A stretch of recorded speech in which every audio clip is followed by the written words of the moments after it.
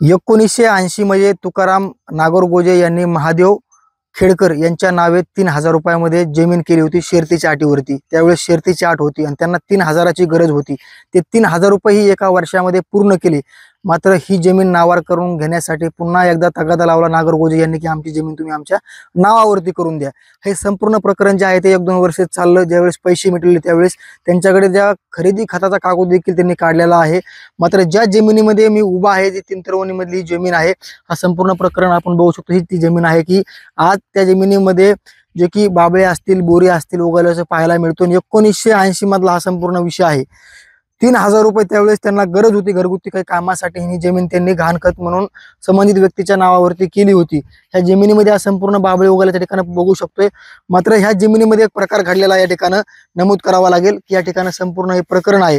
मात्र ज्यांच्या नावावरती जमीन केली होती त्यांनी त्यांच्या नातेवाईकाच्या नावावर ही जमीन पुन्हा करून दिली, जेणेकरून ही जमीन आपल्याला बळकावता येईल असा त्यांचा गैरसमज त्यांच्या निर्माण मनामध्ये झाला।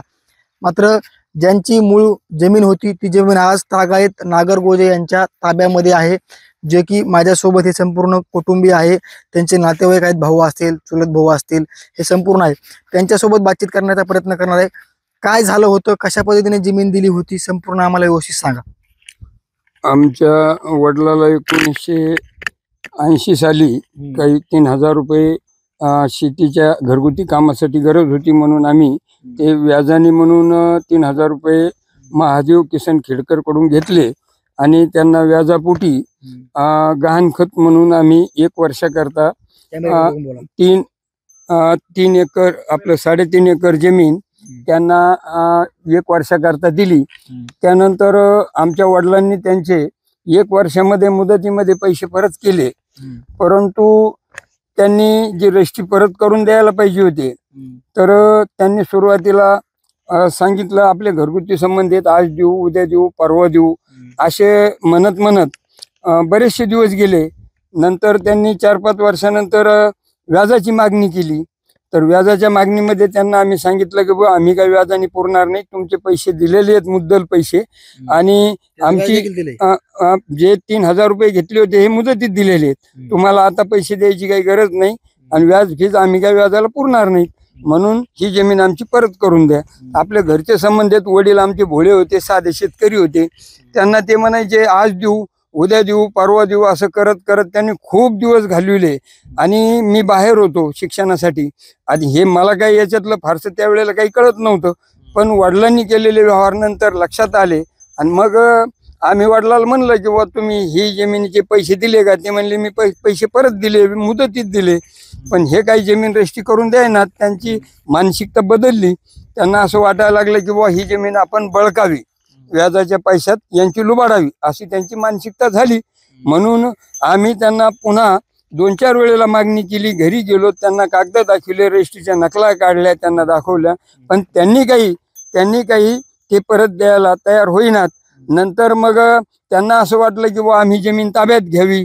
आमचे वडील जिवंत होते तोपर्यंत ते शांत राहिले, ते आज देऊ उद्या देऊ, पण वडील वारल्यानंतर त्यांना असं वाटलं की ही जमीन आता वडील वारले आम्ही बळकू, म्हणून ते शेतामध्ये आले तर आम्ही त्यांना प्रतिकार केला, ते परत लावले। मग त्याच्यावर ते तिथून पुढे अनुदान उचलायला लागले, पीक विमा उचलायला लागले। मग आमच्या लक्षात आलं की जमीन तर आपल्या ताब्यात 80 पासून, आम्हीच मालक आहेत, आमच्याच कब्जामध्ये, मग हे पीक विमा उचलतेत, हे जमीन रजिस्ट्री करून द्यायनात। मग आम्ही ती जमीन तेव्हापासून पडाक टाकली। मग पडाक टाकल्यानंतर त्या जमिनीवर पीक विमा उचलतेत, अनुदान उचलतेत। मग मला एक सांगा तुम्ही की जे तलाठी आहे, मंडल अधिकारी आहे, तहसीलदार आहे, यांचं काम होतं त्यांनी शेतात यायला पाहिजे होतं, ही वस्तुस्थिती खरी आहे का खोटी आहे बघायला पाहिजे होती त्यांनी, किंवा पडाक जमिनीवर लोक अनुदान उचलतेत, पीक विमा उचलतेत, मग हे काम कोणाचं होतं? तलाट्याचं होतं, गिरदावरचं होतं आणि तहसीलदारचं होतं।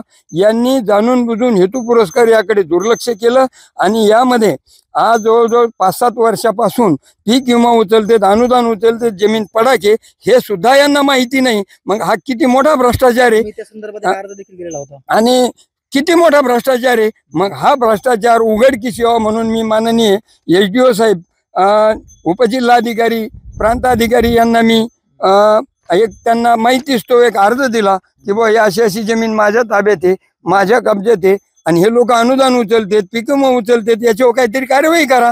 त्यांनी लगेच कारवाई करते म्हणून त्यांनी माझा अर्ज स्वीकारला आणि त्यांनी तहसीलदारला आदेश दिले की तुम्ही या गोष्टीचं तुम्ही सहनिशा करा, शेतात जा.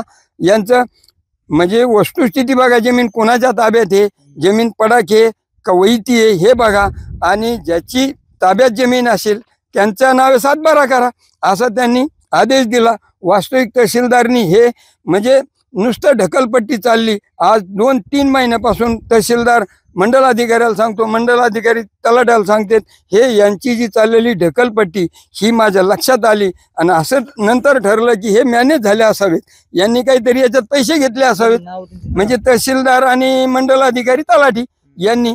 मग हे जाणून बुजून हे षडयंत्र लक्षात आल्यामुळं मी नाविलाजाने हे सगळं प्रकरण हे उघडकीस आणायचे मला हा भाग पडला. म्हणून मी इथपर्यंत हे सगळं कागदीपत्री हे तुमच्या माध्यमातून मला न्याय मिळावा म्हणून तुमच्याकडे मागणी केली. विशेष पाहायला गेलं तर एखाद्या व्यक्तीला जर 2-5 रुपयाची किंवा त्याच्या आर्थिक परिस्थिती जर कमकुवत असेल आणि काही त्यांना जर व्यवहार करायचे असतील तर या ठिकाणं एक सावकारिकीचा व्यवसाय असतो, जे की आपण घाणखत जमीन करावी लागते. आणि त्याच पद्धतीनं शर्तीच्या अटीवरती 1 वर्षाकरिता 1980चा संपूर्ण प्रकार आहे. आणि विशेष पाहायला गेलं तर महादेव किसनराव खेडकर आणि विशेष म्हणजे तुकाराम बाबूराव नागरगोजे, जे की मूळ मालक आहे त्या जमिनीचे, त्यांनी 1 वर्षाच्या अटीवरती ही जमीन संबंधित व्यक्तीच्या नावे केली होती 3000 रुपयाकरिता. आणि संपूर्ण ज्या वेळेस खरेदी खत केलं जातं किंवा जी रजिस्ट्री केली जाते त्याची मूळ परत देखील आपण या ठिकाणी पाहू शकतात. आणि विशेष मध्ये या ठिकाणी नमूद केलेलं आहे की जी जमीन आहे ज्या व्यक्तीला नावावरती करून दिली होती ही 1981 पर्यंत 1 वर्षाच्या अटीवरती आणि शर्तीवरती ही जमीन केलेली आहे. मात्र त्या व्यक्तीचं मन पांगळ म्हणा किंवा भाषेमध्ये मराठी भाषेमध्ये त्या व्यक्तीनं संपूर्ण हा प्रकार जे आहे ते नातेवाईकाच्या नावावरती ही जमीन करून दिली. आणि आत्ता ज्याप्रमाणे सांगितलं त्यांचे वारसदार होते त्यांनी स्पष्ट सांगितलेलं आहे नागरगोजी यांनी की आमच्या वडिलांनी आमची आर्थिक परिस्थिती कमकुवत असल्यामुळं, मी बाहेर शिकत असल्यामुळं वडिलांनी हा प्रकार केला होता. मात्र ज्यावेळेस हे संपूर्ण प्रकरण माझ्या लक्षात आल्यानंतर मी संपूर्ण प्रकरणावरती आवाज उठवला आणि संबंधित व्यक्तीकडे गेलो आणि आमची जमीन आम्हाला तुम्ही नावावर करून द्या, 1 वर्षाकरिता शर्तीच्या नावावरती करून दिली होती, तुमचे पैसे देखील दिलेत. आता isakal.com आहे देशातील नंबर 1 ची मराठी न्यूज वेबसाईट. प्रत्येक अपडेटसाठी isakal.com ला नक्की भेट द्या. आणि तो व्यक्ती देखील त्यांच्या घरी आला होता की आमची तुमची जमीन करून द्यायला तयार आहोत. मात्र पुढं काय घडलं हे मी आता शेजारचे जे त्यांचे नातेवाईक आहेत त्यांच्याकडून जाणून घेणार आहे. त्यांचे भाऊ आहेत, काय घडलं होतं बरं, खरं जमीन कुणाची आहे, काय आहे, किती वर्षापासून ही पडक आहे? ही कमीत कमी 10 ते 12 वर्षापासून पडकच आहे.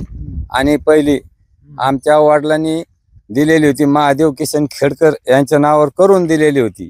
मग ते 12 महिने झाल्याच्या नंतर त्यांचे पैसे परत फेड करूनही त्यांनी ती जमीन परत करून दिली नाही.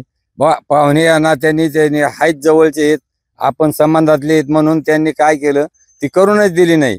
आणि काही दिवस लोटल्याच्या नंतर वडिलाला परत त्यांनी सांगितलं आम्ही करून देऊ म्हणून याच्यात काही दिवस घातले आणि नंतर जावयाच नावची ती जमीन करून दिली. आणि नंतर तिथून पुढं मग त्यांचं मन परत बदललं. तर ते ज्यावेळेस तिथं आले तर त्यांना या वावरातून परत काढून दिलं. काही दिवस त्यांनी पीक खाल्लं, पण ते 10-12 वर्षापासून ही पडक ठेवलेली आहे. तर त्याच्यामुळे एवढंच म्हणणं आहे की शासनाने त्याची दखल घेऊन ते कार्यवाही चालू करावी. किती वर्षापासून जमीन पडक आहे? 12 वर्ष. काय इथं काय परिस्थिती काय होती ऍक्च्युअली इथली? इथली काय 12 वर्ष पडकच आहे. कुणाच्या नावावर जमीन होती, काय मूळ मालक कोण होते त्याचे? मूळ मालक चुलते आमचे, नाव काय त्यांचं? तुकाराम बाबूराव नागरगोजे. त्यांची जमीन होती, हा, त्यांनी कोणाच्या नावावर केली ती? ते महादेव किसन खेडकरचे. आता आज काट्या वगैरे तर काय पिकत नाही, काही नाही. नाही पीक नाही, काही नाही. म्हणजे गेल्या 1980 मध्ये ही जमीन नावावर केली 3000 रुपयासाठी. मध्यंतरी काही काळ गेला, वादविवाद पाहायला मिळाला. हे प्रकरण आता न्यायप्रविष्ट आहे, जे की शिरूरच्या न्यायालयामध्ये प्रथम वर्ग न्यायाधीश आहे तिथं, त्यांच्या खंडपीठाकडे हे प्रकरण प्रलंबित आहे. मात्र यांचं म्हणणं असं आहे, समज उद्या निकाल काय लागल, कसा लागल हे न्यायालय ठरवेल. मात्र पडक जमिनीवरती, वादाच्या जमिनीवरती जर मंडळ अधिकारी, तलाठी, हे शासन प्रशासन जर विमान अनुदान देत असेल तर हे मोठा भ्रष्टाचार आहे. मूळ मालक जमिनीचे आम्ही आहोत. आमच्या नावावरती जमीन जरी नसली, मात्र जमीन ही आमच्या ताब्यामध्ये आहे. आमचा ताबा मालकी हक्क असताना पीक विमा, अनुदान, त्याचबरोबर इतर काही गोष्टी सरकार देते कसं काय आणि इथले तलाठी मंडळ अधिकारी आणि इथले तहसीलदार करतात काय. वेळोवेळी त्यांनी या ठिकाणं जे अर्ज असतो जे की भ्रष्टाचार झाल्यानंतर आपल्या उघडकीस आणून देणं प्रशासनाकडे आपलं काम असते ते कर्तव्य देखील त्यांनी बजावलेलं आहे. मात्र कुठलीही दखल घेतली जात नाही. आणि जे काही पीक विमा अनुदान ज्या व्यक्तीच्या नावावरती आलेलं आहे त्याच्यावरती शासन व्हावं, कडक कारवाई व्हावी आणि जे काही शासनाची फसवणूक केल्याप्रकरणी त्याच्यावर गुन्हा दाखल करावा अशी मागणी संबंधित शेतकऱ्यांनी केलेली आहे. आणि त्याचबरोबर ते पैसे देखील त्वरित भरून घ्यावेत असं देखील त्यांनी अर्ज केलेला आहे. मात्र विशेष म्हणजे जे की सावकारकीचा गुन्हा दाखल असतो किंवा तो ऍक्ट असतो सावकारकीचा तो दाखल झाला पाहिजे. आणि आमच्या वडिलांची वडील उपार्जित जमीन आहे मग ही जमीन आम्हाला वापस मिळावी अशी देखील आता त्यांनी दाद न्यायालयाकडे मागितलेला आहे. शासन प्रशासन त्याचबरोबर इथले राज्यकर्ते काय करतात हे देखील पाहणं महत्वाचं आहे. मात्र 3,000साठी 1980 मधले प्रकरण आहे, जुनं प्रकरण आहे. त्यांच्याकडे त्याचा पुरावा देखील आहे. शर्तीच्या अटीवरती त्यांनी ती जमीन करून दिली होती. आता ती जमीन शासन त्यांना माघारी करतंय का हे देखील पाहणं महत्वाचं असणार आहे. मात्र जे पीक विम्यासाठी अनुदानासाठी जे पैसे दिले होते ते वापस घेतले जातात का, संबंधित व्यक्तीवरती कारवाई केली जाते का हे देखील पाहणं महत्वाचं असणार आहे.